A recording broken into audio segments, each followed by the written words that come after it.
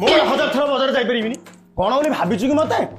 ଶଳା ଛତର ଖାଇ ପତର ଗୋଟେ ମାଇକି ନା ଅରେ ଯୋଉ ଭଳିଆ ଖରା ହଉଛି ମତେ କହୁଛି ବଜାର ଟିକେ ଯାଉନା ମୋ ବାଳ ନା ସେତିକି ଥାଉ ତମ ବାଳ ସେ ବାଳ ଉଡିକି ଯେ ଭାତରେ ପଡୁଛି ଏଇଠି ଶୁଣୁଛ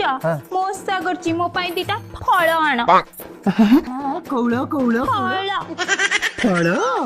ଫଳ ନା ମୋ କହିଲା ଫଳ ନାଇଁ ନାଇଁ ତୁ ଆଜି ଓଷା କରିଛୁ ତୋ ପାଇଁ ଫଳ ଆସିବ ତୁ ଗୋଟେ କାମ କରୁନୁ ତୁ ଟିକେ କଷା କରିଦଉନୁ ତୋ ପାଇଁ ଦିଟା କୁକୁଡ଼ା ଆସିବ ବଚ୍ଚା ତ ଆଇକି ନା ହାୟ ରେ ଦଇବ ସ୍ୱାମୀ ଯଦି ଏମିତି ହିଷ୍ଟ୍ରିଆ କଥାବାର୍ତ୍ତା କରିବ କୋଉ ସ୍ତ୍ରୀ ସହିବ ମଶା ବ୍ରତ କରୁଛି ମୋ ସୁହାଗ ଯେମିତି 7 ଜନ୍ମ ଯାଏ ଛିଡା ହେଇକି ରହିବ ଆଉ ଏଠି ଏମିତି କଥାବାର୍ତ୍ତା କରୁଛନ୍ତି କଣ କହିଲୁ ସୁହାଗ ଠିଆ ହେଇକି ରହିବ ନାଇଁ ନାଇଁ ଠିକ ଠିକ ଠିକ ଠିକ ସୁହାଗଟା ଏମିତି ଠିଆ ହବ ବଢିଆ ନା ବଢିଆ ସୁହାଗ ଠିଆ ହବ